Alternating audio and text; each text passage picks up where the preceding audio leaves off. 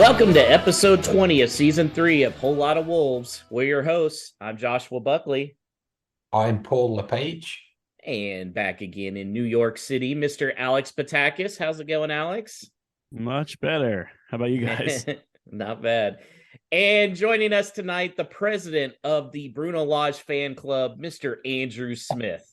Hi, good evening to everyone. Happy to be here. Andrew, I owe you an apology.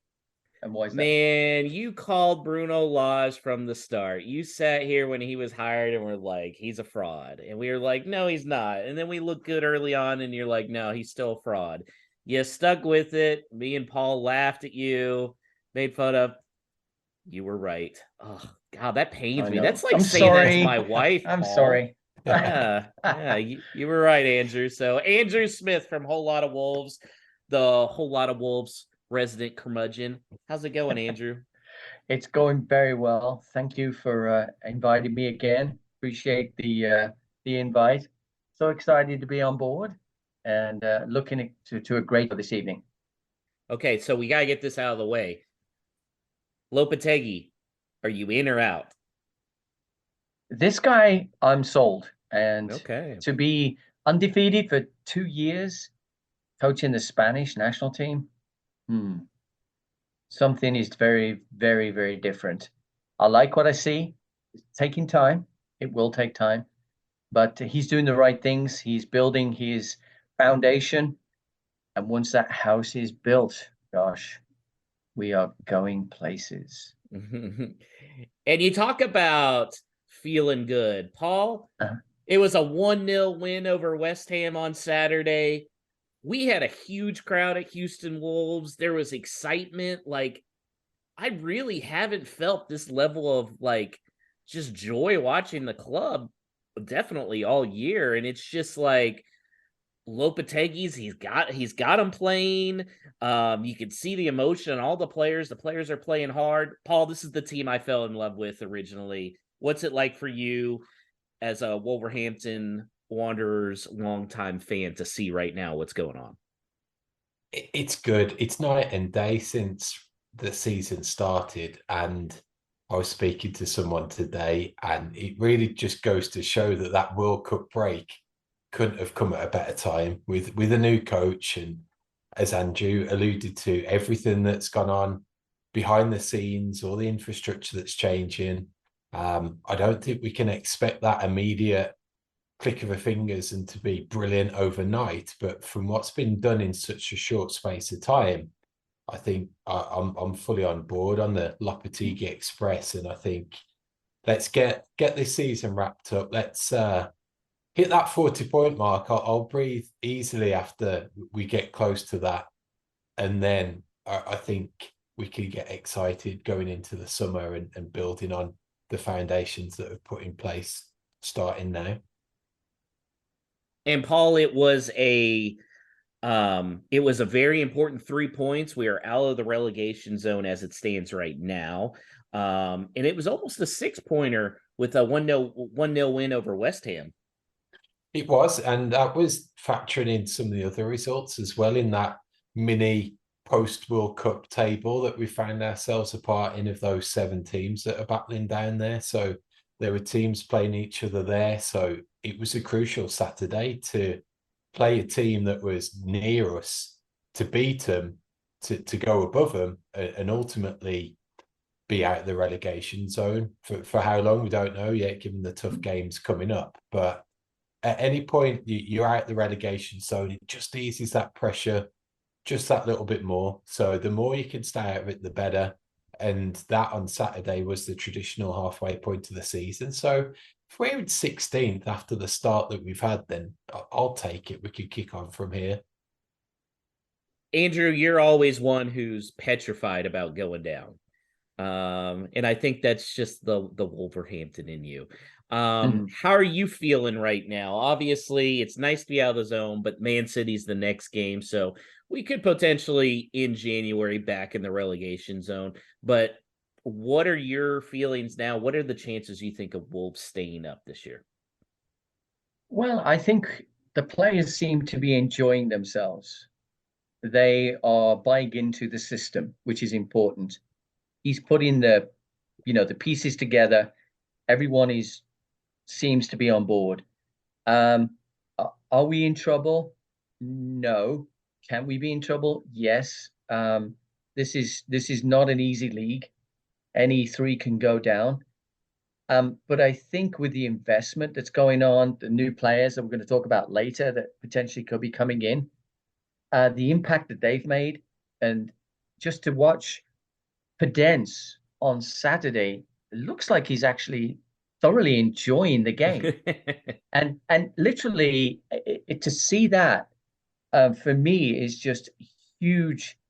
In the right direction of players are on board, and I'm just so excited. It's nice to watch a game where we can win, we potentially will win, and not this thing of sitting back and trying to absorb all the pressure that unfortunately the previous management of Bruno Lage, that seemed to be the game plan. But right now, as long as we're not in the bottom three, I don't care where we finish, but I think we're going to be okay. I think we'll be okay. Paul, Andrew mentioned Podence there and got his 5th goal of the year. What do you think's just been the difference with him? Because he really seems to have found his scoring boots now under Lopetegui. It could be that he's willing to play for this coach more than the one previously.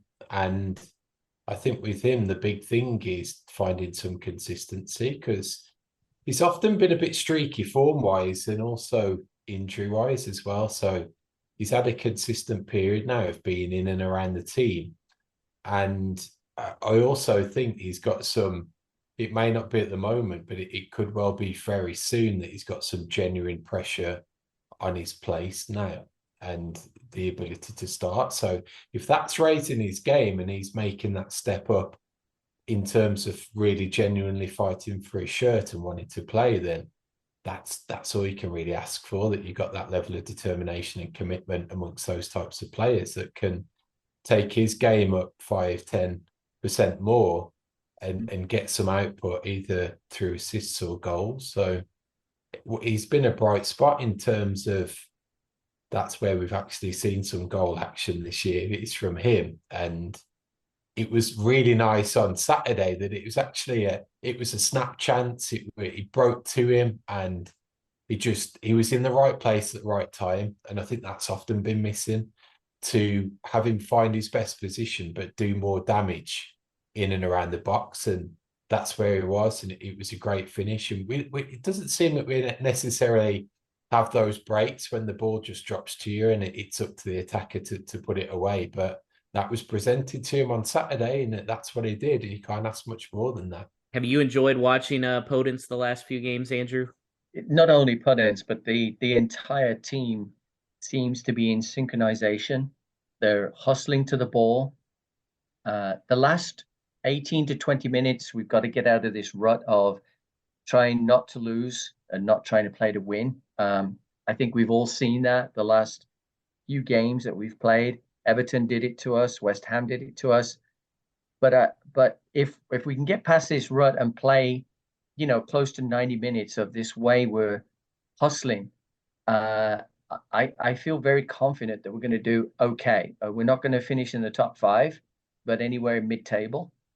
And I think there's going to be some surprises this year of some of the teams we're going to beat. And I'm sure we'll talk about that later in the show. But what my score predictions and what I'm going to predict for the next few games, I'm very positive. Very positive. What have you done with the real Andrew Smith? I am not used to this. I know. No, I'm sure Paul is going to agree with me when you ask this question. But do you see some similarities in the excitement of what Nuno brought to us? Do you see that a little bit, Paul? I do. I see a definite return to team and that pack mentality. But an extension of that, and you talked to it a little, is that everyone seems to know their job, which is brilliant. And even to the extent that he's savvy with his substitutions, he knows what he's doing. I don't think he's necessarily going backs to the wall but he's trying to bring that extra defender on to suck him in and then hit him on the counter. And I'm okay with that, because what it says to me, it says that he trusts the guys that are out there, and he's come in for some unnecessary flack for what I'm concerned with. But the likes of Collins, who at 21, that people say, oh, he's got a mistake in him. He was fantastic on Saturday, and Kilman was. So if he's getting that improvement from those types of players, they weren't even close to my man of the match. So when that man of the match gets talked about, that's going to be a surprise. He's mentioned it. He says we've needed players, but there's talent within this team that we've already got, and that's been a prime example that he is able to make that change. The players that he got, he trusts. He could even bring on Totti, who's not really young, but he's still young in experience-wise. He comes on, he knows his job. They all know the job around him. And I saw a good remark on Molineux mix after the match. Someone mentioned that when they originally talked about implementing 5 subs, everyone was saying, oh, it'll just benefit those big teams that have got those massive squads to send out. Someone mentioned that is true, but it also benefits those top coaches who actually know what to do tactically and strategically. And I think we got one of those top coaches who can really make the most of that. Yeah, 100%. So let's start talking about the new guys here. Matheus Cunha made his first start of the year. No goals, but he really seems like somebody that plays hard. And he also doesn't seem like a typical South American player who will go down at, any type of touch. This guy, I really think we have something here, Andrew. Oh, I totally concur with you 1,000%. There's something very special. I think once he gets into full fitness, you could see him definitely sucking wind a little bit and, there for a while. But I think once they get back in a fitness level and bring him to the Premiership fitness level, I think he's going to be a very, very good, key, dangerous player for us. And it's exciting, very exciting. Paul, what did you think of his first starting performance? I really liked it. I saw that hustle. I agree with those comments that he seems suited to the league as a Brazilian. That sometimes there can be question marks about is he going to ride a challenge? Is he going to get kicked? And all of that. It seems to be well suited in those respects. And just if you're going to get that crowd on your side, all you need to do is put that effort in, and that's what you get, and that's what you see. And that there's a player in there, and he was geeing the crowd up when we get in a corner and really rising for it, and his attitude seems just exactly what you're looking for. So I think it's going to be certainly money well spent. Well, Paul, and speaking of getting the crowd on his side, Wolves did lose in penalty kicks to Nottingham Forest in the middle of the week. Once again, screwed by VAR, but it is what it is. However, when it went to penalty kicks, Morgan Gibbs-White got people fired up. He scores his, he puts his fingers in his ears, and then Cunha does the same thing, which got the crowd on its feet. And then they got in a fight afterwards. So this is a 2-part question. Number 1, did you have a problem with Morgan Gibbs-White's celebration? Number 2, how much did Cunha win you over when he did the exact same celebration in jest? No, you can't have a problem with the celebration, because that is part and parcel of the game. That's rivalry. That happens all the time. If you didn't have that, it would be less than half the game that we love and enjoy. So you take the good times with the bad as far as that goes. It was so close to getting saved, though, which would have been amazing. But still. But yeah, what Cunha's reaction and just his whole vibe, I think is entirely suited to the fan base, and it feels like a breath of fresh air. It's fantastic. I completely agree with you on Gibbs-White's celebration. It's all part of it, maybe you're becoming a little Americanized, I think, Paul, where you're not offended by just every little thing in sports. Yeah, Because I saw a lot of people that were like, "Oh, this guy, blah blah blah. He wouldn't have a career without us and stuff." It's like, let's hold on here. Like, he would have caught on somewhere.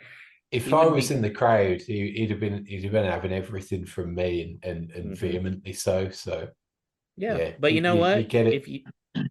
If you back it up, I'm okay with it. Andrew, were you okay with it?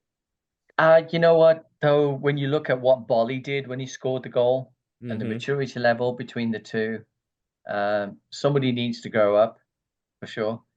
And that's Morgan Gibbs-White, right? He needs to grow up and understand. But I believe that both sides are going to be fined after the match for the hustle and tussle and threatening words and nice, oh, how's your mother doing these days type of words that were exchanged at the end. But, I wasn't heartbroken.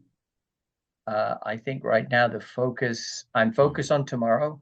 I think it's important for us. I think that's going to be an electric game tomorrow against Liverpool. But I try and avoid injuries. I want us to focus on the Premier League. Worry about the FA Cup, Carabao Cup, everything else next season. Let's just get our act together. Let's stay up. Let's keep that Premiership status for now and move on for next year and do what we need to do and then go for it when we got a bigger squad. Alex, if you were in that scrum after the game and Adama was coming up, squaring up, how much would you shit your pants? Oh, yeah. Instantaneously. I would curl up in the fetal position. That's not a guy I want to fight at any point ever. That was the first thing I saw when they cut to it and Adama's like squaring up. I was like, oh my God, I would be petrified. Absolutely petrified. So Cunha obviously made his first start. Somebody else who came in late on the squad and came in as a sub was Mario Lemina. I'll be honest, Paul, I was a little kind of about the signing just because he does have a reputation for being a prima donna. I thought it was interesting. Hobbs came out and said that, hey, yeah, he was our number one priority in the midfield. Okay, well, that's interesting. But man, he looked really into it and really good, especially defensively in that game Saturday. I think it's a signing that's been made for a specific purpose, and I don't think it's necessarily a skill set that we've got in those midfield positions at the moment. So to have him in there, he had a distinct job to do on Saturday, coming in and trying to win the ball and really solidify the middle of the park. In the future, I think there's also, it allows for some flexibility that he can be part of a 3 and more of a double pivot as a 2 as well. So I think that's why he could be a crucial cog in the evolution of the midfield, because I think evolution is the right word given the speculation around the prized assets that we've got in the middle of the park, which both of those had great games for me on Saturday. And then I don't really see Moutinho beyond this season, but he's playing a slightly more advanced role. I'm not sure yet. We've got that heir apparent to his role. But Lemina's come in for a distinct one that we've yet to have. Andrew Lemina, just in a short amount of time, made a couple of key tackles. That was kind of exciting to see. I would say so. In fact, I was just thinking is we may not be the sexiest players in as far as football, but man, do we have the sexiest legs around? Lemina and Adama. Look at those two, like Mr. and Mrs. Stocky on the field. It's like, wow. Save that for later for no stupid questions, Andrew. You're gonna love it. God, that is incredible. What a hard tackle, fair tackle. The ref let it play. That was good. Anyone else would have been like, but no, they played, and yes, extremely impressive. Let's just hope he can keep that up for the next what we got 17, 18 games left. 17, something like that. Midway point. Yeah. Mm-hmm. So with that said, Paul, who was your man of the match? Brace yourselves, everybody. It was a defender. It was Nelson Semedo, who just seemed super solid defensively, no mistakes, did everything that what was asked of him. I think both sides of the width of West Ham were negated. So for him, that was I think that was fantastic, confidence-wise and everything. And I think we generally saw some more attacking intent from him that's been missing these past few weeks. So whether that's been a confidence thing and getting used to a new role and getting adjusted to Lopetegui's system and him adding that 10%, 15% more to his game, more attacking, I think that bodes well moving forwards. If we can make that right back berth less of a worry that many people were thinking at the start of the window, that we definitely need a right back because both him and Johnny had been in poor form. If that needs negated, then that'll be a big bonus to see out the rest of the season. Andrew, who was your man of the match? I'm going to go with Collins. Nice. I think he did play some very good defensive. He made one mistake that could have cost us a goal, but overall, I think he was solid. I see him, and what Paul mentioned earlier on, him and Kilman have kind of got this nice rhythm going together. They seem to understand each other. That's again the coaching. I still think we're missing that one crucial defender. Would like to have seen Cody stay, but I think that's gone. But that's another question. Do you think Cody might come back with different management if Everton gets relegated, let's say? Well, now that I didn't think about the Everton relegation thing. I don't know. Is that an obligation, Paul? Do we know if that's an obligation to buy by Everton? I think they've been quite coy on the circumstances around that deal. I don't think it is an obligation. I think it's an option.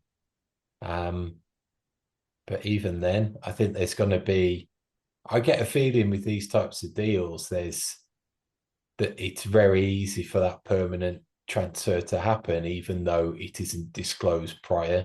So I tend to think the amount that Cody's played is probably triggered something that makes that move permanent. And it could be a case that if they went down, they may have to pay us, for example, for that deal to break. So I don't think we know enough about what's gone on in order to know accurately.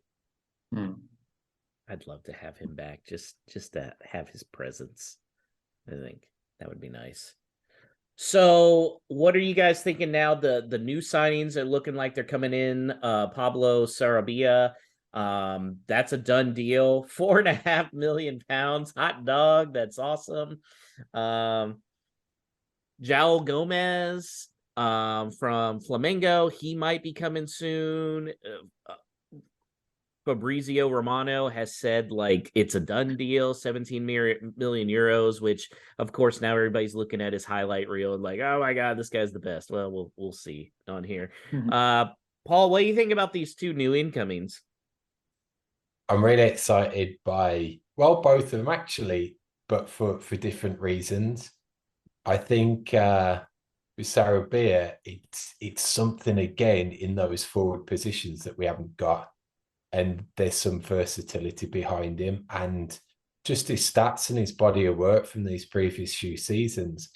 He's got goals and assists in him by playing in a number of different positions as well. So if he could come in and add something to us from out wide, or he's a perfect complement as a number 10 in a 4-4-1-1, I think it just gives us a ton of flexibility and some talent in that final third, which could well be the missing piece of the jigsaw in terms of this team kicking on and moving up the league table. How about you, Paul? How about you, Andrew? What are your thoughts on these two guys? Oh, I think they're both going to be good signings. I don't know too much about either one of them. I am under the kind of cost here of what's going to happen with Craig Dawson, as he's got relatives in Birmingham.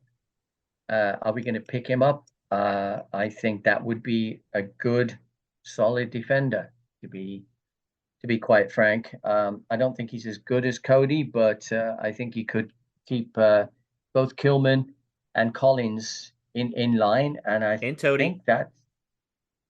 I think that would be a great thing to pick him up as well for cheap. Apparently, he hasn't trained with West Ham, supposedly, and the rumors are that he's heading somewhere. Yeah, I mean, there's been enough smoke around Craig Dawson for a while. I think he's coming, especially with him not even being in the squad at all. That would be a solid guy. One person who wasn't in our squad was Giancarlo Guedes. Paul, chances that he is gone by the end of January. It looks like it, I'd say pretty sooner than that, if you've gone from starting the previous week to not even being in the squad. And for me, that was a little smoke and mirrors that it was tactical. You don't have a player like him not in the squad, and you do have Ken Campbell on the bench. So that's a move, and I'd say especially because that's an imminent move.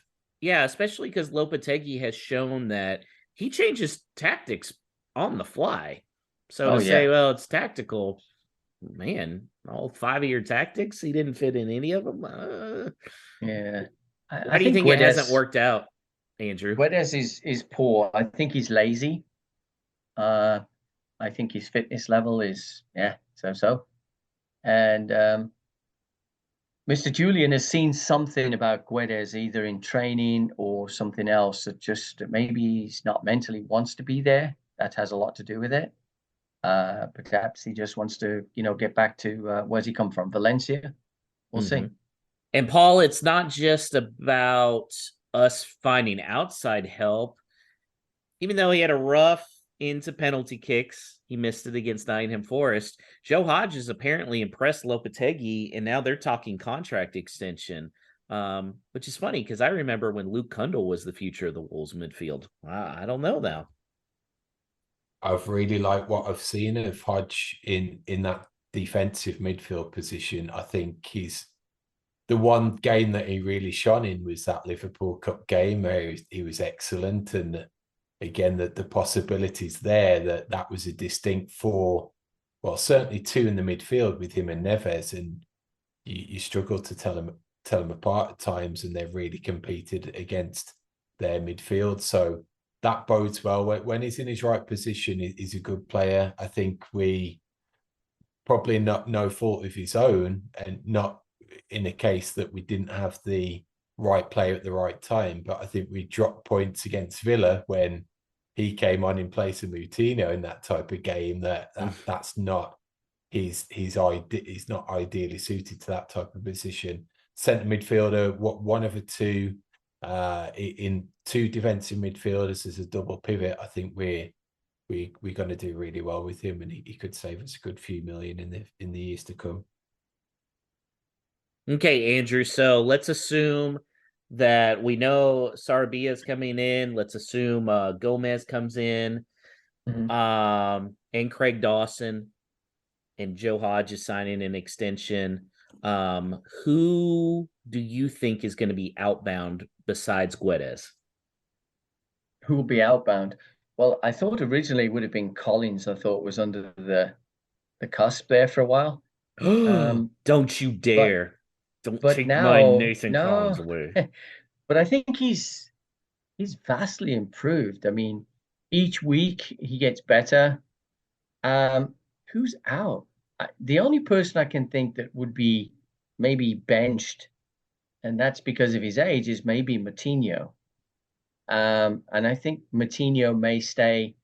I don't think he's going to be a player next year, but he could potentially be on the Wolves staff, because I think his experience, his ability to get players pumped up, just his drive and passion. I think we have a good chance of keeping him. I hope so. The next year as a coach, if they're looking at him and doing that. But I can't see him playing next year, especially if we're in the Premiership. I think his legs are getting a little rusty now. And you can see that with some of the passing. Some of the passes are very short. not crisp, not directly to the guy's feet, and you feel like hit it for Pete's sake, Martino, hit it, and I think he's the only one, but the rest of the team, I don't know. That's a great question. That's the only one I can think of personally. That's interesting. How nice is it to know that if things aren't working at halftime, we have a manager that is going to make changes, and definitely come the 60th minute, there are guys lined up ready to come in. Yep. Yeah, under Bruno, it was painful, wasn't it?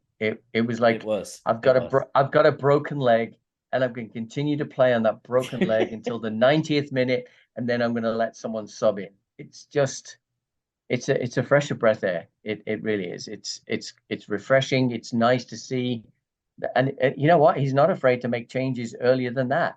If he feels he's got the wrong formation, and he's not afraid to admit, and the players can sense that and smell it, that he knows that he's made a mistake, and I'm going to change it up. And they do it for the team, not for the good of the individual. Where Bruno always stuck with the same personnel, and I don't know. That name, him and Dino. Oh gosh. Andrew Smith, president of the Bruno Lodge fan club, everybody. Ooh, yeah, sign up tomorrow. Get you a job. Okay, guys, well, let's look ahead. We have 2 games this week, the first of which is Tuesday at 2:45 Eastern, 1:45 Central Time, and it's a replay that shouldn't have had to be played because we were flat out robbed by Liverpool, and as we have seen from video, we're not just being stupid fans with this. We were legit robbed of this. Paul, first off, they've been trying to get some kind of explanation and everything, and basically all we're being told now is, well, the cameraman zoomed in too fast. What a bunch of shit is this? Again, that's where this whole technology breaks down, that it's down to individuals. It's either someone's individual interpretation in an office on a monitor hundreds of miles away, or it's some cameraman's fault for not doing the zoom correctly. Where if you've got this type of technology in place, it should be cameras in the right position all the way around, mapped out however it should be, and it should be consistent week in, week out.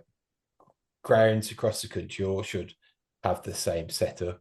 The only place that I've seen this technology working is goal line technology, because it is black and white. It is over the line or it's not. It could be a millimeter over the line.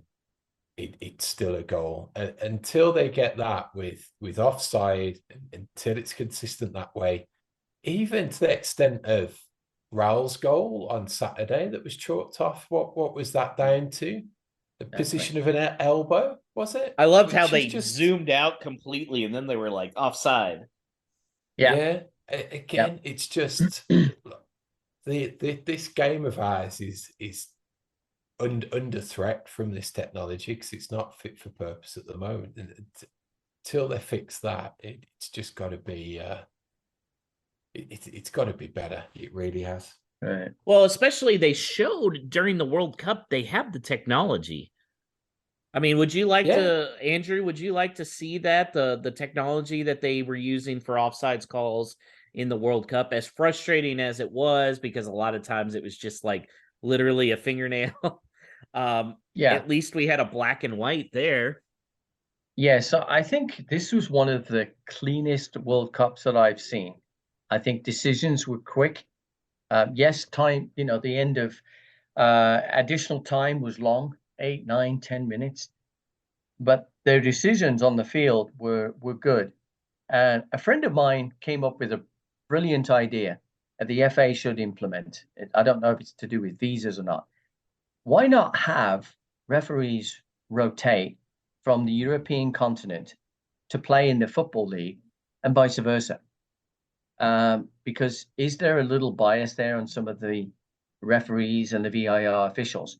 Talking about VAR and officials, for tomorrow's game, FYI, Andre Mariner is the ref, and Mr. Stuart Atwell is Mr. VAR. Now, let's just take this back. So Wolves complain about the problems at Anfield. Are we being penalized because we know that one of these lovely gentlemen happened to be a nice Villa fan, perhaps? Ouch. I don't know. It's just this whole thing. This rotation would be great. Man City's game's going to be interesting. We've got David Coote, who's the ref. Oh, he's and terrible. Darren England is the VAR for Man City. Two questionable games, two questionable potential results. One of these two games is going to come down to a controversy again. Which one? No idea. But let's see who gets the benefit of the doubt. Will it be Liverpool or would it be Man City? And I think we all know what that answer would be, to be frank. I love that Neves like flat out said they do not want us to win. And especially after the Nottingham game when he is holding Nunez's shoe in front of the referee going, Yep. His shoe and his shin guard are right here. How is this not a penalty? And the Penalty, ref's right. like, well, it would have been a foul at midfield, but not in the box. What the? Yeah. That's like an NBA official when they say, oh, yeah, well, that's a foul in the first quarter, but not in the final minute of the fourth quarter. It's no, a foul's a foul. Paul, do we want to see a lineup similar to last time with Liverpool, or do you want to see a full strength, let's go for it lineup? I want to see that same lineup. I think run it back, run that 4-4-1-1 back, let Raul start again and stick Cunha as the 10. Let's see what they can do together as a more forward two.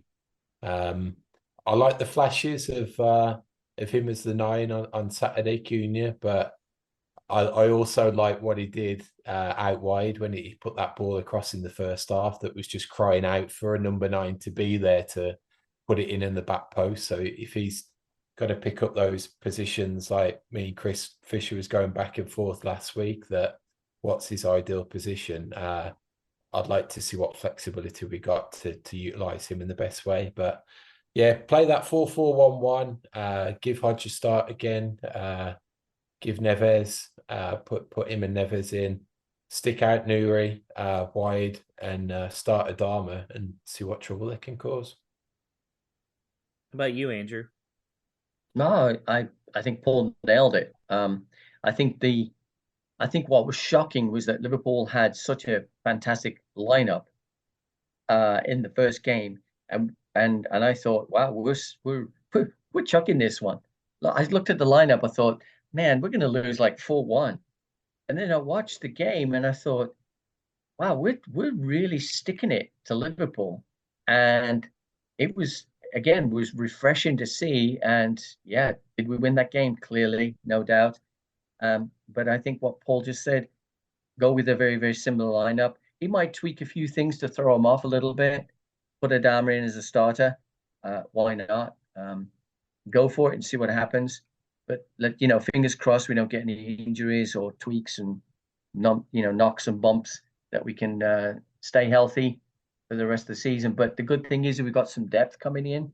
So if someone does get hurt, it's not like we're going to bleed to death now. I think we're in better shape with some of these quality of players that was picking up, except Mr. Guedes, who probably will be heading somewhere else shortly by the end of the month. Who knows? Well, guys, it seems like everyone is feeling pretty positive. The vibes under Julian Lopetegui have been very good. The atmosphere is much better. Ruben Neves mentioned how great Molineux was and that it felt like the old times, according to him, in what he said after the match. Also after the match, John Burkhart, an American who's now a transplant, he's over in England, did us the pleasure of recapping his experience at Molineux from over the weekend. So let's hear from John really quickly before we hit this break about what it was like being there for the victory. Whole lot of Wolves, Josh and Paul. I cannot even feel my hands, but I will tell you this. What I did feel is a bit of elation moving up into 16th. It could have been terrible, this whole 6-pointer with West Ham. I'm actually still feeling a little bit jittery because it was really some heart-stopping stuff going on there in the second half. I was in the South Bank for the first time, stood the whole time, chanted. It was glorious, if not nerve-wracking. Seemed like there was a force field protecting the ball from going in. We hit the post twice, in fact, and it felt like a pinball machine. But we, Pedence, the whole team drove the ball all the way up the pitch from our own box for us to be ahead 1-0. So, I thought it was a great team effort. Evidently, on the other side of the pitch, Nathan Collins was doing some amazing stuff to keep them from scoring, because we did let them back in the game, which created sort of the medical situations of, wow, this was very nerve-wracking. But the reality is we moved to 16th, and I'm loving it. Hoping to see all you guys at your sports bar in March when I'm there for South by Southwest. But a whole lot of Wolves. That was a whole lot of fun. More so, it's a whole lot of fun actually seeing the result and seeing us in the table. So we squeaked out a victory, and I guess I could give Pedence the man of the match. I always love seeing Neves do his thing. You can't totally get what his thing is watching on the telly, trust me. You got to come here to the stadium. So anyway, hope to see you all in Texas in a couple of months. We are Wolves. Whole lot of Wolves.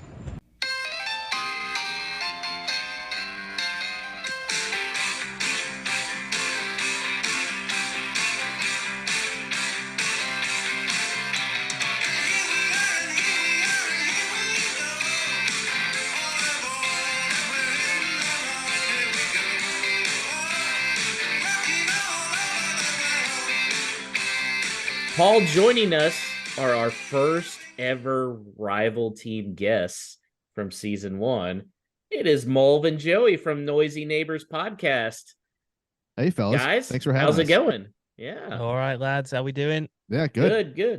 Good. So let's get started here. Our game is Sunday at 8 a.m. Central, 9 a.m. Eastern. Guys, do you think the World Cup break hurt City more than the other teams? It didn't help. I don't know if it hurt us more than it did others, because it's really a lot of our players that we kind of expected to go deep went home early, so that was kind of nice. I think it more hurt us because it maybe broke up whatever semblance of form we were trying to put together, and then everyone went away for a while and came back, and it's been whatever you want to call us now. Yeah, dodgy at best, I guess. I think we didn't have great form going into the World Cup, but that usually happens with City. They've got, decent form going into like December, and then December we pretty much just win constantly. That's been one of the themes of the Guardiola era, is that month of December. Except when you play Wolves. Yeah, obviously. Wolves have bitten us once or twice in that period. But usually we go on, that's the start of us putting together quite lengthy streaks. And hopefully it's just been delayed. We will see. We need a bit of a turnaround here for that to happen now. But I think maybe in terms of not necessarily the losing more players than any other team, but just the timing of it and how we usually perform during that stretch. It has hurt City for sure. One of the things I'm struggling to wrap my head around is this narrative that I feel like some pundits are putting out there, and that City is now worse with Erling Haaland. And it's, when you add a goal machine, a guy who's going to just clearly shatter the Premier League goal scoring record, it's really hard to understand how that happens. So one, do you believe that's the case? And two, can you describe it to someone who doesn't, watch the ins and outs of City like me? Or understand what it's like to have his team score goals. Yeah, to have a guy like that ever, really. I love those clips where they show the league top scorers. It's like Haaland number 1 with all these bunch of goals, and then I think we're number 4. They just put Wolves in as the whole team, you know. So that's what we're coming up against. Yeah. Yeah, it's. I mean, who's going? You going, Joey? Yeah, I'll go. The Okay. team is not worse because of Holland. I'll tell you that much. Are we worse this season than we have been in recent years? Yeah, I don't think it's a Holland thing. It's we just got done recording, and we were talking about it on our show, and I think it's more of a it's a system thing. It's a need for so much control that we've neutered a lot of attacking players. So we've got, you know, all this stuff. We've got Holland, and then everything around Holland, right? Like if you could put a big robotic freak into a team, you'd probably put him into ours because there's guys that can serve him up from 30 yards away. Well, we've gotten rid of that for the most part this season. We haven't been playing these balls into the channels, or, you know, De Bruyne is not hitting, I don't know, physics defying crosses from 30 to 40 yards out. So I don't think it's a Holland problem. I think it's I don't know, Pep trying to figure out how to integrate him into the team and how to make, I don't know, how to relinquish a little bit of control and let a little more chaos kind of seep in. Yeah. Yeah, it's definitely Pep's. We've been very surprised with the way Pep's reacted to adding Haaland to the side. We had these grand ideas of the impact Haaland's presence would have on other players. You know, taking the focus away from other top players that we've got, particularly the wingers, and Kevin De Bruyne, where you would expect that, you know, Haaland would draw a lot of attention from defenders, but in fact, the opposite has happened. The wingers have become sort of, you know, nullified. Kevin has been up and down, Kevin De Bruyne. We thought Guardiola would really lean into having, you know, a clinical striker, but he's almost over adapted to it, we think. Obviously, we're proper idiots. But Facts. Yeah, big facts. we think he may have gone too far the other way, and we would prefer he sort of you know, try to get Haaland more involved. Like we had the Manchester derby this weekend, and we were quite disappointed that the players didn't try to play Haaland in more than they did. And it looks like they saw him making runs and they were putting their foot on the ball instead of trying to play him into channels or play him through, which, if you remember, he was doing really well at the start of the season. That has really dried up. So yeah, we're adjusting. Pep's adjusting. A bit disappointed that you know, he started so hot and then we haven't been able to find Erling Haaland in recent matches. You mentioned it a little earlier about that form that you come into, and we've had that stop-start season. Would you say the consensus among the fan base is that you're certainly not out of a title run, especially given the likes of Arsenal's an experience if it comes to them being a genuine challenger for the title this season? They've not been in situations that you found yourself in the past. Is there still an air of anticipation that you can actually turn it around? The worry is that there's a few folks at Arsenal who have done it when they were at Man City. Yeah. That's a big worry for me. They look excellent. They're playing like, you know, we're used to seeing City play. There's a mixed feeling amongst the fan base. I have seen some folks already sort of saying they've come to terms with us. It's not going to be a great season. It's going to be a season of transition. But I think, you know, again, Joey and I just recorded our show for the week, and we're both quite optimistic that we've still got 2 games against Arsenal. So that's 6 points then. We're 8 points behind currently. So with 6 points still in the balance against them, we certainly don't think that we're out of the title race. We still think it's on. There's, again, half the season yet to play, but it will require a change, I think, in tactics that leads to hopefully the players enjoying playing a little bit more. They look very restricted at the moment. But we definitely need a change for us to make it a proper race. But again, with 2 games against Arsenal to go, I don't think Joey and I are throwing in a towel yet. Yeah, still 6 points out there between us and them. And we've got them, we were just talking about, we've got them next week in the FA Cup. So it's next Friday. There's a match that won't affect the Premier League race, but it will 100% affect the Premier League race. Right. It's going to be a mentality battle. It'll be the first time that Arteta and Pep face each other this season. It's not over yet. You know, we got 6 points still out there with them. If that FA Cup match goes well, I think this is a whole different world. Well, yeah, and you don't have to worry about Arsenal adding people because Chelsea just hijacks every single deal, so it's fine. Well, we were actually just talking about that. So Arteta took that book out of Pep Guardiola's, he took that page out of Pep Guardiola's book. We have tricked United into buying so many players over the past 6-7 years. It's amazing. So the fact that Arteta rolls up and he's like, "Oh, that Mudryk guy looks good, huh? It'd be a shame if we bought him for like 40 million," and then was like, "What? They want 70? We'll never pay that." And then that bum down there at Chelsea's like, "We'll give you 100," and he's like, "Got him, got your ass, dude, idiot." And we did it with Alexis, we did it with Ronaldo, we did it with Harry Maguire. Yeah, we've tricked them into spending a lot of money on players we had no intention of ever signing. If only they had done that with you guys with Grealish.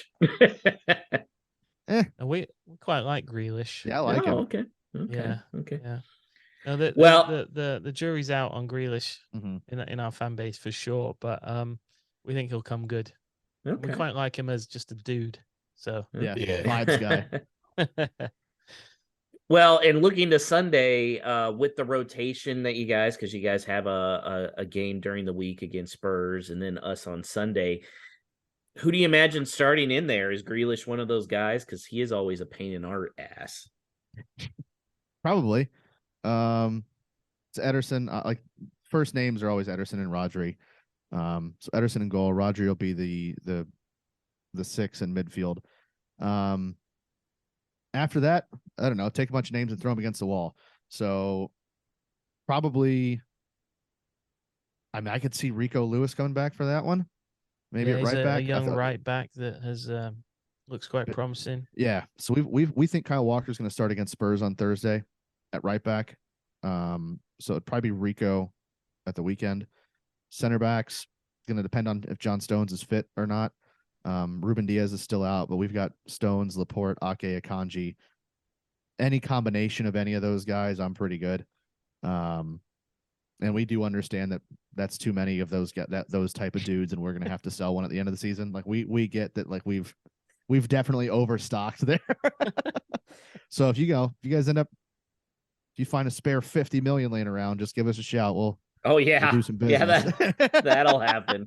Absolutely. We're not giving you the one Portuguese guy though. You can't have him. Yeah. We're done with that. We're focused on Brazilians now. True. So just Portuguese colonialism. Wow. Left back, probably Cancelo. I would hope it's Cancelo. I don't think we would do Lewis and Sergio Gomez, or I don't think Ake would play on this because I'm assuming you guys would have that freak playing over there on the right for, like, I don't know. Traore is just he scares the shit out of me, so I just worry anytime he shows up he's going to murder somebody. I would assume it's Cancelo over there. Then Rodri, De Bruyne, probably Gundogan in midfield would be my guess. That's kind of our control, like stop the match and don't let the other team play guys. Then up front, Mahrez probably on the right. Jack on the left is my guess, and then probably Holland, but I wouldn't be shocked if Alvarez started. Just because that guy's I mean, you don't want to say that, dude. You don't want to say please for Alvarez. That's a mistake. He's in some ways he's scarier than Holland because he's just a pain in the ass. Wait till they both start. Oh, brother. Yeah. So we, like in the just so you guys know, like in the City community, we look at Alvarez as and this sounds crazy, if you made a test tube child of Aguero and Tevez, like that's what he has in him. He's got the tenacity and the work rate of Carlos Tevez, and he's kind of a psycho. So he runs after you and pesters you the entire match. But you go look at some of his finishes this year, and there's only one dude you can compare it to, and that's not fair to him, but it is what it is. I mean, he finishes from crazy angles, both feet. Balance is unbelievable. He's a problem. And he didn't cost us anything, so that's nice. Well, and Kevin De Bruyne was the leading scorer in Molineux last season, including Wolves players. That's tight. So, that's a good stat. Of course. I love that stat. Thank you for that. He had 4 in that one game, didn't he? Yeah. I think he finished with 5 for the year. So, yeah, he was the leading scorer amongst players, including Wolves players at Molineux. No, you were allowed to laugh at that. 5 goals at home? Yeah. Man, I mean, we can top that. Shout out Stuart Pearce for the season where we scored an goal at home, I think, all season. No, it was like 9. Was it? It was 9 at home. That's not great either. No. That's not great. Yeah, the pounds for goal for your season ticket you wouldn't be renewing, would you? My jeez. How are you guys feeling about it then? What sort of form are Wolves in? Doing better.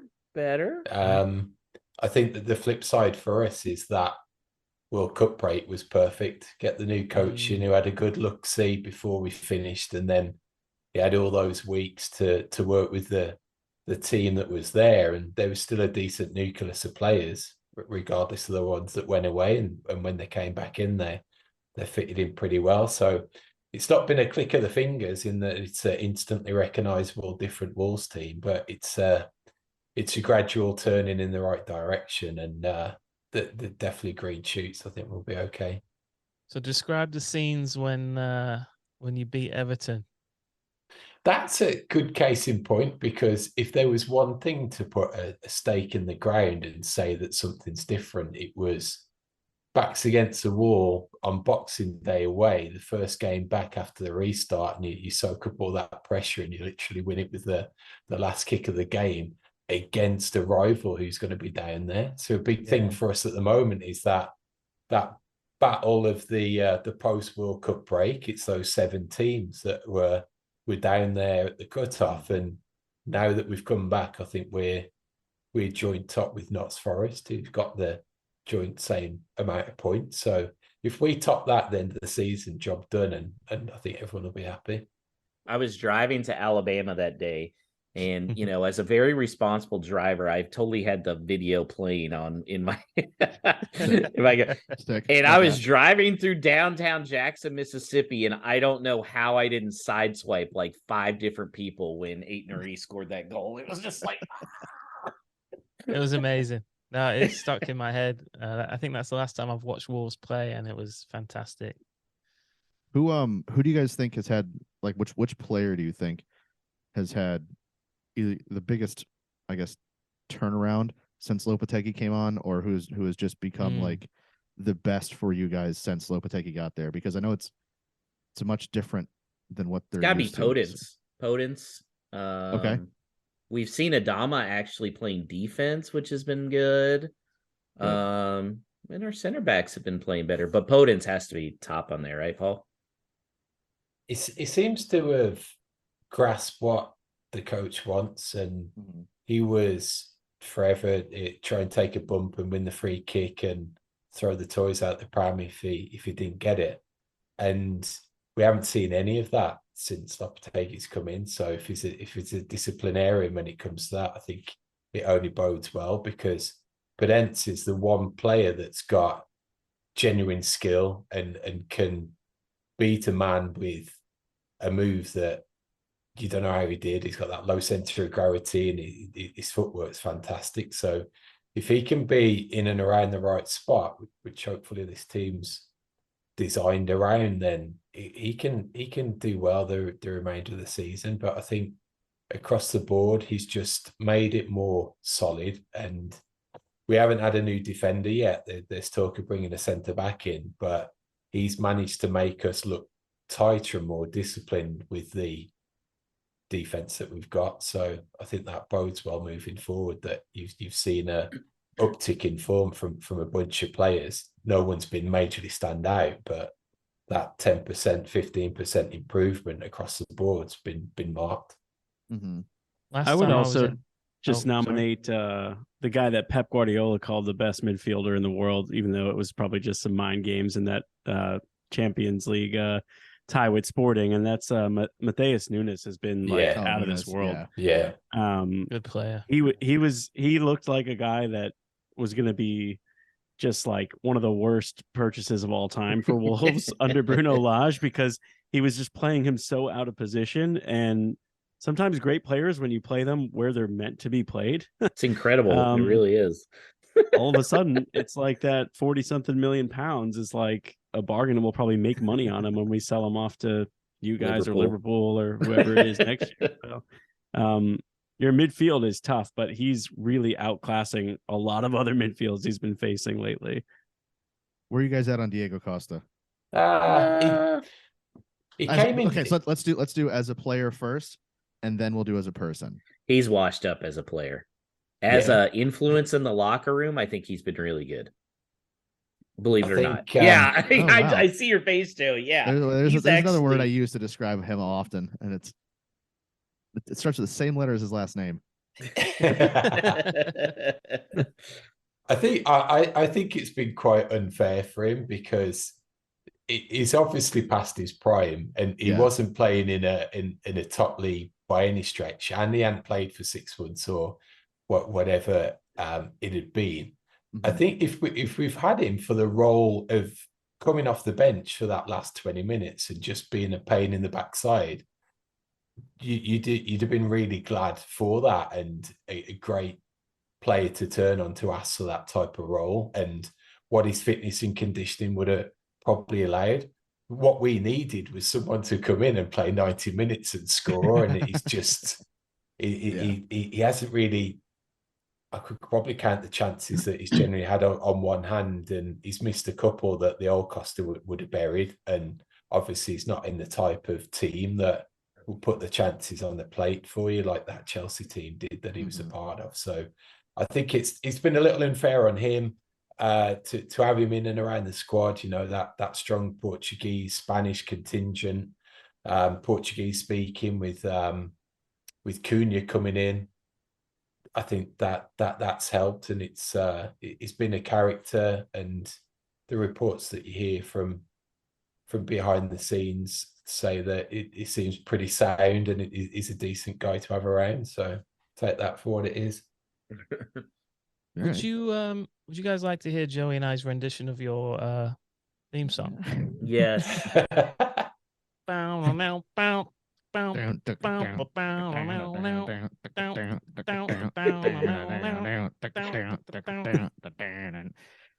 whole lot of wolves. I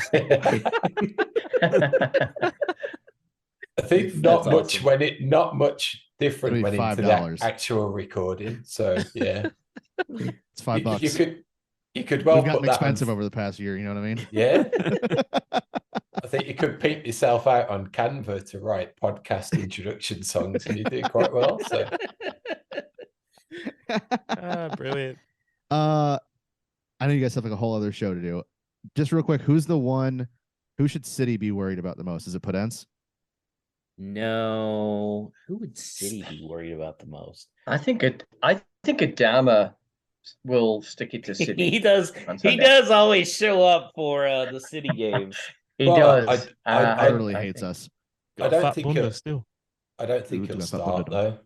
So I think we might see Traore come on as a bit of a super sub role, given that we've got a FA Cup replay tomorrow night against Liverpool. I think there's a better chance of him starting in that and coming off the bench on Sunday.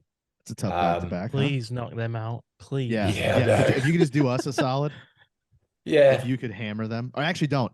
Drag them into deep water. That'd be nice. And then beat them. So I could see Neves. I could see Neves kind of stepping up to the challenge. Good player. He's been in good form. He wasn't a free kick. So Yeah, I think Neves could do well. I think again, Mateus could rise to the occasion of playing at the Etihad in front of Pep. Um, and I think we've all been quite surprised, not surprised, but impressed with Cunha coming in and doing well. So again, depending on the lineup with these back-to-back games, I think he'll like the spectacle of going to your place and standing out as well.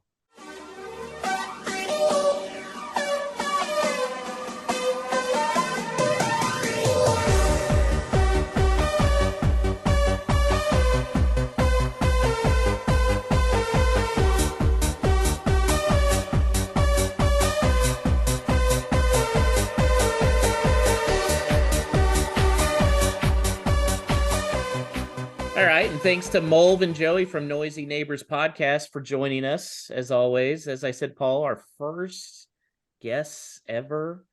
And can you believe we're already halfway through season 3? This is crazy. Fun stuff. Feeling old. Yeah, you're looking old. I'm just kidding, Paul. I have way more gray hair than you do. Now, Andrew, he's looking much older. Oh, thank you very much. But I'm looking younger by the day because of Bruno's gone. Nice.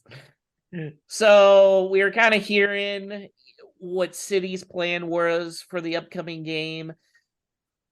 This is obviously important for us, but I feel like if we can steal a point, everybody would view that as a win. Is that kind of your impression as well, Paul?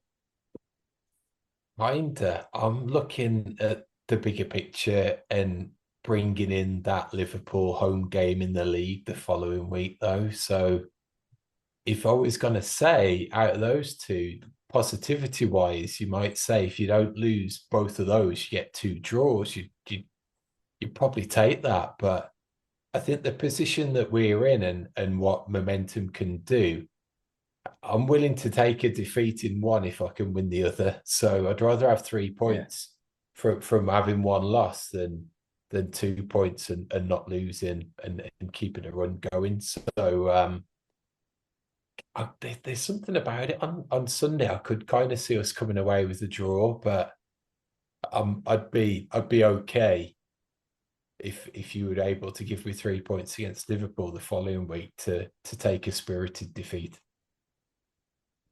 Don't give your prediction yet, Andrew, but what type of performance and lineup are you expecting against Man City? Oh, I think we're going to shock them. But no predictions. I do. I think that could be just shocking them by scoring. And we score 1, they score 3. So who knows? Yeah, they'll be like, whoa.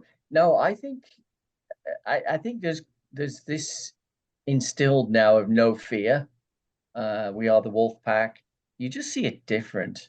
The attitude, the body language.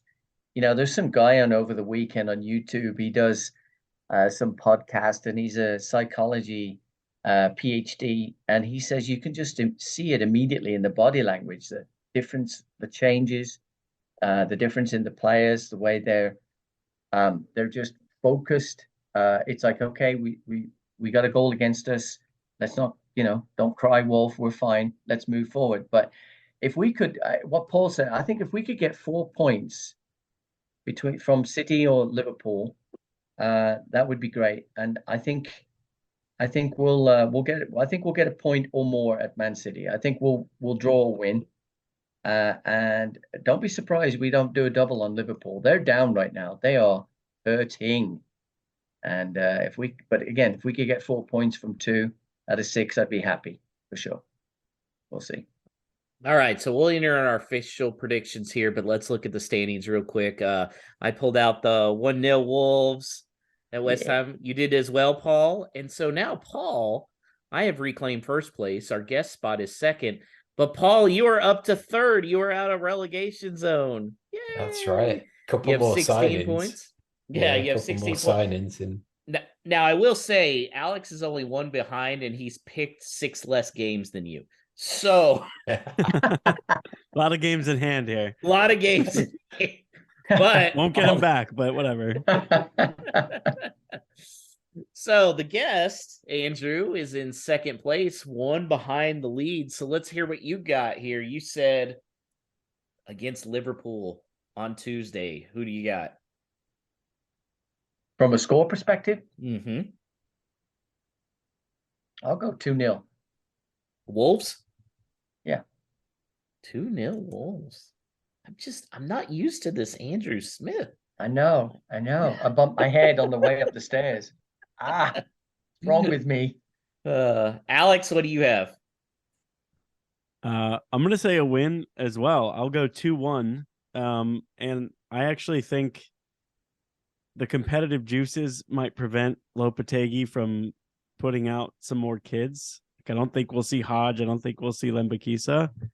I think they go for this one. And if you're Liverpool and you're ninth, maybe we see some of their subs come on because they can't keep losing in the league, man. Like, you can't not finish in Europe if you're Liverpool. So I could see it being totally reversed and them going with a soft lineup and us going for it, which I'm here for. Let's do it.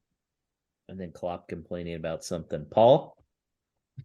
I'm going for that scoreline, and mine is taken from when we went on that cup run under Nuno, and we played them in the third round then, and we won 2-1 at home, and we played well. We went 2-0 up, and they got one back, and we hung on a little. But I'm going for those positive vibes again. A night game, good atmosphere, have our backs up based on the injustice from Anfield, and we have a good performance. If I remember correctly, though, Liverpool fielded a pretty shitty team for that game, right? Yeah, because one of the players was Hoover, so yeah. Yeah. But then Is Van Dijk still out? I think I so. think so. I think so. I remember Salah didn't start that game. He came off the bench. No. Origi started and he scored, and he was one of those players that always scored against us. So it was just surprising that we're actually on the right end of one for once. Man, that 2-1 does sound tempting. Hey, yeah, what the heck? 2-1 Wolves. God, you guys convinced me. You guys convinced me. All right. Okay, Andrew, what's your Man City prediction? 1-1. Realistically, even though I think it'll be 1-1. Yeah, I'll go for it. Okay. Alex?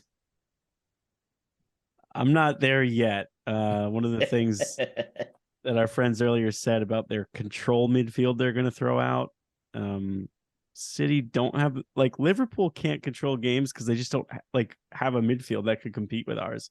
Who would have thought you could ever say that?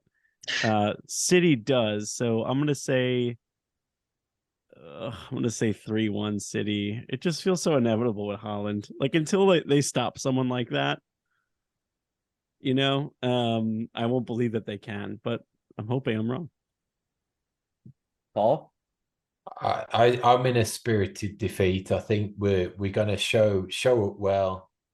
We're going to look pretty solid defensively. Maybe a little bit of a heartbreaker that we stretch it out to the 70th, 72nd minute or something like that, and then they score and then they get a second. So I'm going 2-0 City. 2-0 City. 3-1 was also what I was thinking, Alex. Yeah, I think that Haaland is like, with Thanos where he said, I am inevitable. I feel like that's Haaland too. I am inevitable. It's been a few games. He's just, and I don't know if our young guys, I know Haaland's young too, but he plays like he's a crafty 35-year-old. So, yeah, I'm going to say 3-1 City. Playing a guy at the wrong time. I mean, like, he hasn't scored in 2 straight league games, I think. There's no way he could go 3, right? That game on their game on Thursday will be quite interesting to watch. I think I really hope they win, just to take somewhat of the pressure off us on Sunday. But their backs are against the wall too. They can't keep dropping points if they're looking at Arsenal and saying, "Well, we got 6 points there." All right, well, you can't drop, any more back there. So we'll see. We'll see. Okay, Alex, what type of no stupid questions do we have this week? All right, we got some fun ones. So first is one from me. During the game on Saturday when Lopetegui was making some of his subs, Lemina and Traore were both standing on the touchline at the same time. And Andrew alluded to this earlier. One, they both the set of legs on these guys, like they just live in the gym. Lemina is basically wearing a swimsuit because his shorts are not like rolled down, they're rolled all the way up.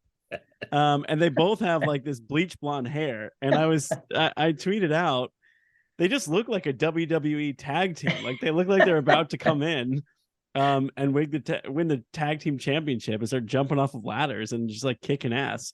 So my no stupid question was what would be an apt name for this tag team? So we got some great submissions from listeners. If you want me to rattle those off first. Yes, absolutely. And then provide your own. All right. So first, Leah from Houston Wolves, who I think was at your meetup this weekend. She was. Children in tow. Shout out to her. She said she wants to know is who's going to get blonde highlights so we could match Smash and Bang. So she's saying Smash and Bang. They both look like they just crushed stuff, but who's going to get those highlights to be the third member of this crew? I nominate Paul. Chris Fisher has a couple. The Mall of Mules. Not bad. That was a solid one. Blonde Thunder Buddies. Mario and Bullweegee. I think I'm saying that right. And then I think so. Mean Lemine and the Fighting Machine. I like that. I think that's my favorite of the ones that he submitted.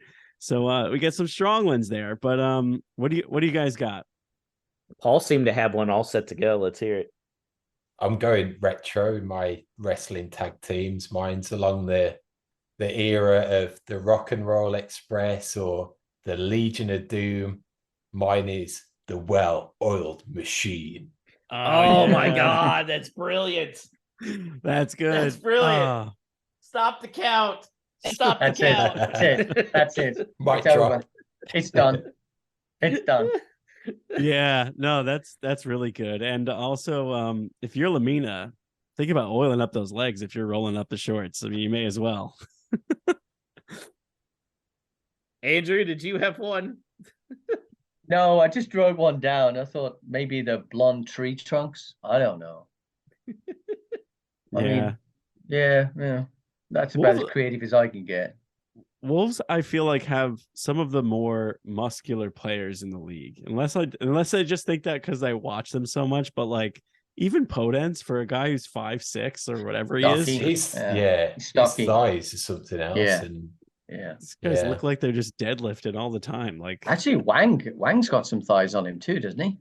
Yeah, they got some think muscle. This may be a future ranking Wolves thighs. Yeah, I had the leg day duo was mine. No, that's nice. That's a good one. Yeah. I did like well-oiled machine though. God, that's good. It's hard to beat playing the oil route with Adama. I think that might have to be our official nickname, but I'll let you guys make the call.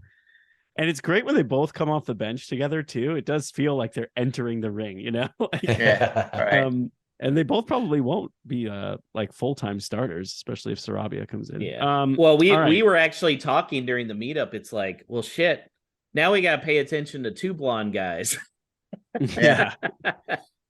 Yeah. It was just so shocking when you saw them next to each other. I was like, whoa.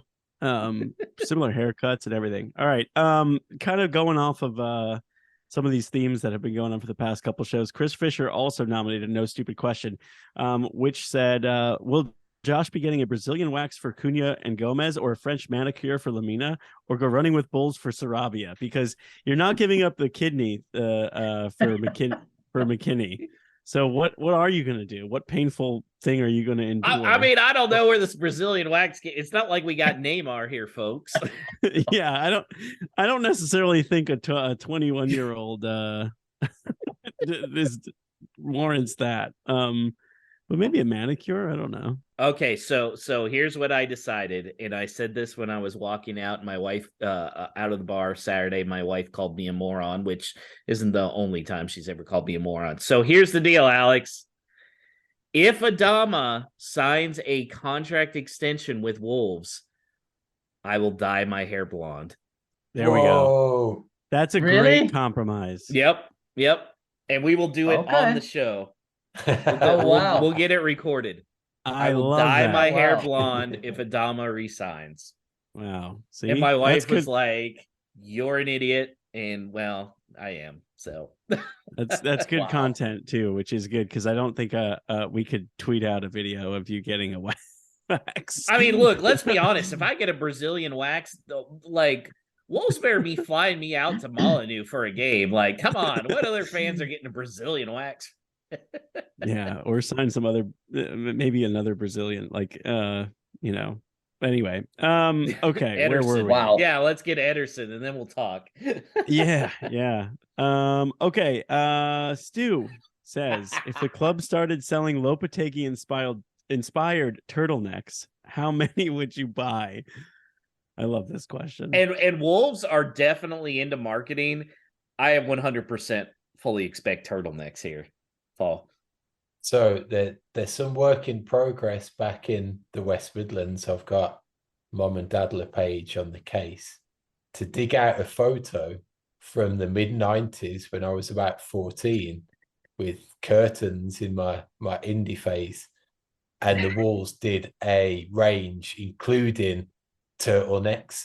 And it was a white turtleneck with the club crest on. And it was, there's a photo because it was for one of my birthdays and we went to Sir Jack Haywood's restaurant in the ground.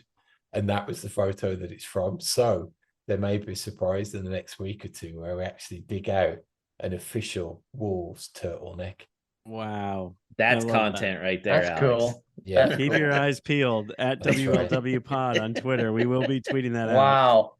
As soon as that hits. I actually made this admission on Twitter. Where in New York you wear a lot of black. You wear black and gray, a lot of neutrals. But last night I was doing some online shopping and I actually bought a burgundy colored turtleneck. And I didn't even think about how that's what Lopetegui wore in like his first or second match until Stu said that.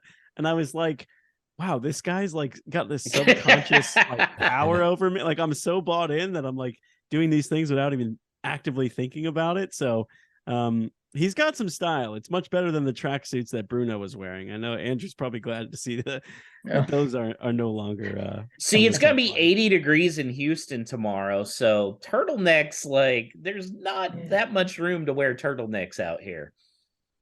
Yeah, maybe what, a day a year you'll get yeah, to where you could stomach it, if that even. And usually I save that for onesie weather. Oh, that's right. I have seen a picture of you in a onesie. To answer the question, I would buy two because everything I buy always shrinks, and then I just get nothing out of it because the dryer in my apartment sucks. So I would need a backup one. And speaking of that, word of warning: if you haven't ordered stuff this last year from the Wolf Shop, go a size up. My wife ordered me a sweatshirt, and I felt like Chris Farley and Tommy Boy, a fat guy in a little shirt. I mean, it was a little rough. Both things she got me, neither of them fit. And I don't know. I guess you English are like thinner. I think the UK sizing is a little different. Yeah, it's not exactly a confidence boost when I shop at the no, it's not. When you're putting on a 2X and it is like skin tight, you're like, oh my god. Yeah. Anyway. I need to take Adama's gym membership. That's right.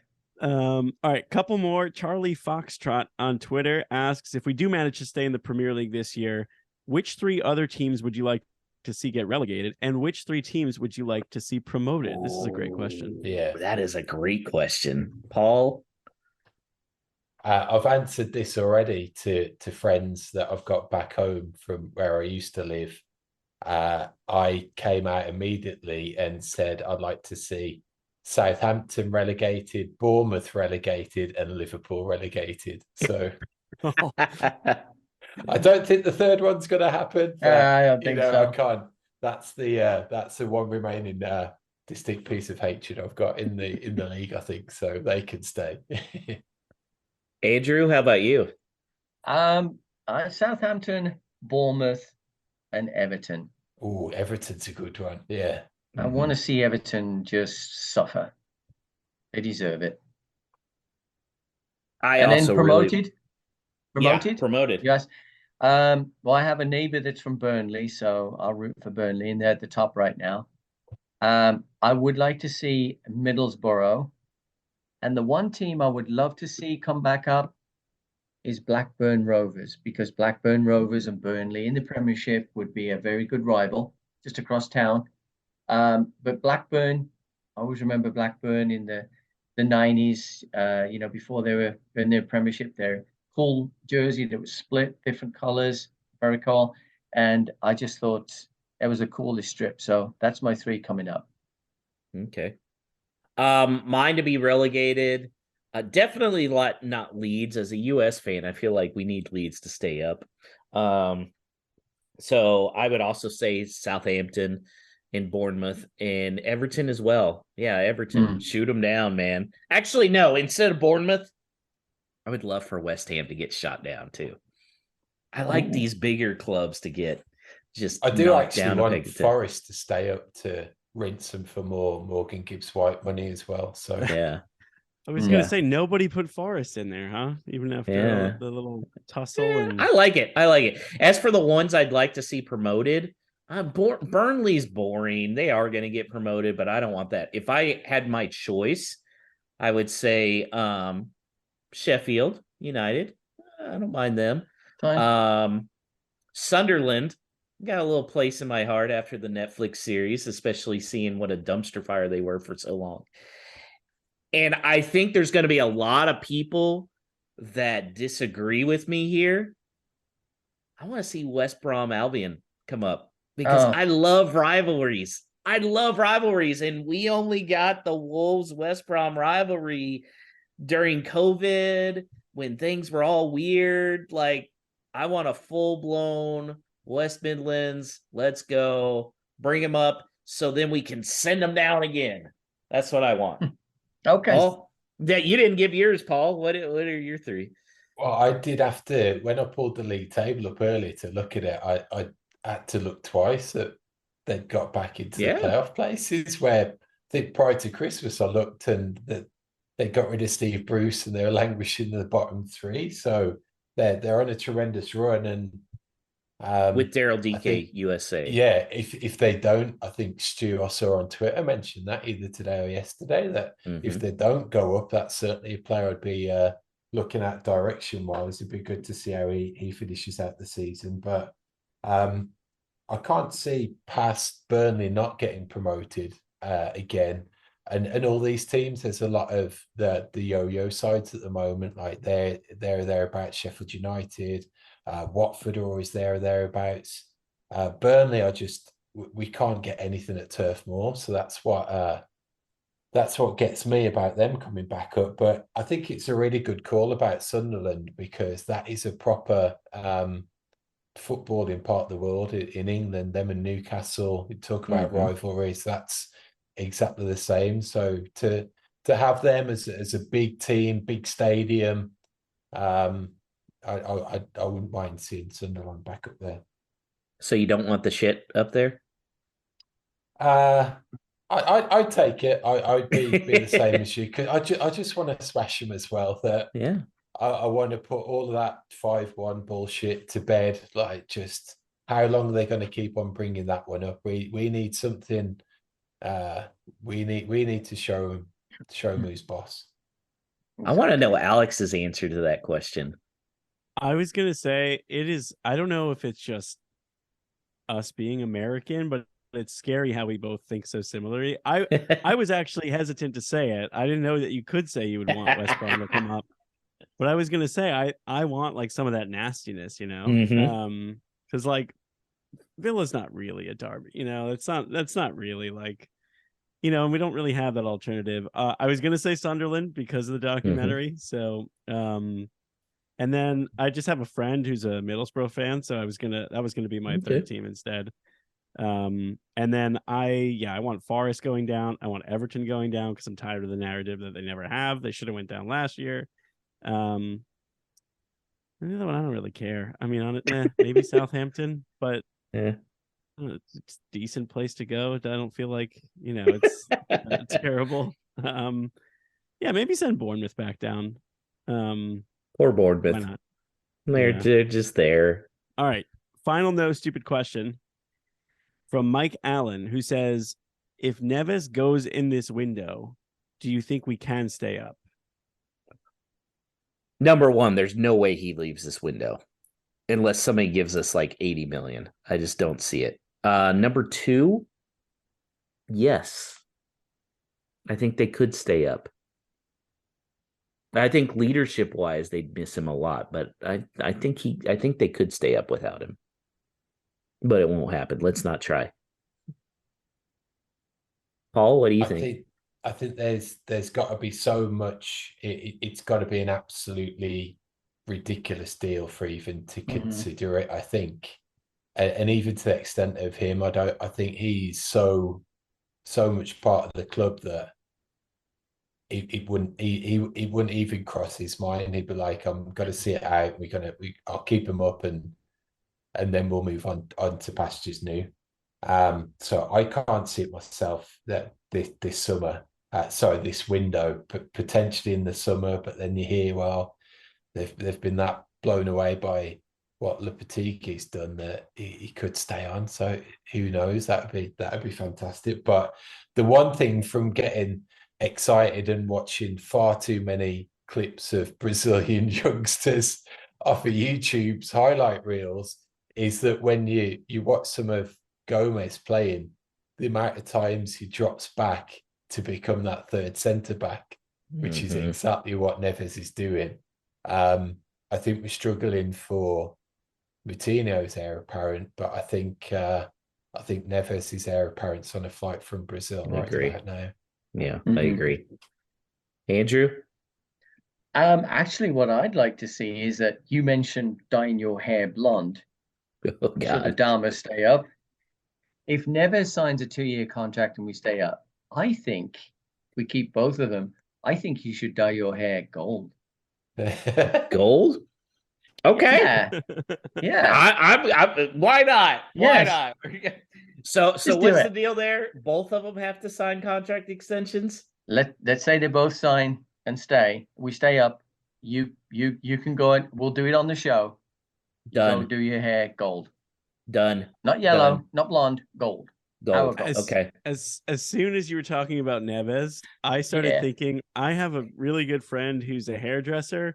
If he signs an extension, I'll get a man bun. Let's just go all out. We'll have you with gold hair. I was gonna say that would take me a while to grow that out, and I mean it gets hot in Houston. I don't know if I could, but gold, yeah, I can do that. You could do it. All right. Let's do it. Is it like old gold, Wolves color, Andrew, or gold as in No, I think the old gold. I think it has to be done proper, don't you? Yeah. I mean, as best as you can with hair dye, right? Yeah. Yes. Do you have any old gold just for men? They'll be like, what? Oh, that'd be funny. And we film it. Yep. Let's go for it. I'm ready. Right. I'm ready. Yeah. All right. Gonna need the video content for that. Thanks to everyone for submitting your no stupid questions. You can do so on Twitter at WLWpod. If you want to email them to us, just email hello@wholelotofwolves.com. I want to know, how big of a fan am I if I'm willing to do this, right? Come on. Big, huge, yeah, massive. I mean, beers on us. Yeah, here we go. Beers on us until you fall off the chair, right? I'm fat. I have some high alcohol tolerance. So. All right, Andrew, tell the listeners what's on the agenda for Atlanta Wolves and how they can get in touch with you. Yeah, so we are at Fido's in Buckhead, Atlanta. Beautiful pub. Come and see us. We're on the Twitter page. We have a lot going on Facebook. We always get together. We don't have a big group, but we are boisterous. and we are certainly a proud group. So come along to Fido's in Buckhead, Atlanta. Come see us. I visit Alabama enough that I definitely need to take the little jaunt over to Atlanta at some point to watch with you guys. You should. You should come see us. It's great. It's a great place. Great atmosphere. Alex, New York Wolves got anything for these next 2 games? Yeah, certainly. So we'll have a meetup again at McHale's on Sunday for the city match. I don't think too many people will be making it midweek for Liverpool for the FA Cup, but it'll certainly be on. If you're in the New York City area, you need a place to watch it. Please stop by McHale's on 51st Street. Just find us on Twitter or on Facebook, NYC Wolves, and Dave and Dan will sort you out. We're the same in Houston for certainly tomorrow. The game will be on at Nick's place. If anyone is in town and available to watch, we always get those games put on. Unfortunately, it is too early a kickoff on a Sunday Central Time for those kickoffs, but we will be back the following week for Liverpool. So brings this week's show to an end. So same time, same place for a review next week of the Liverpool Cup game, the Manchester City EPL game, and then we'll preview the Liverpool EPL game the following week. So in the meantime, let's hope for a passage in the Cup and something positive out of the Etihad, and up the mighty Wolves. The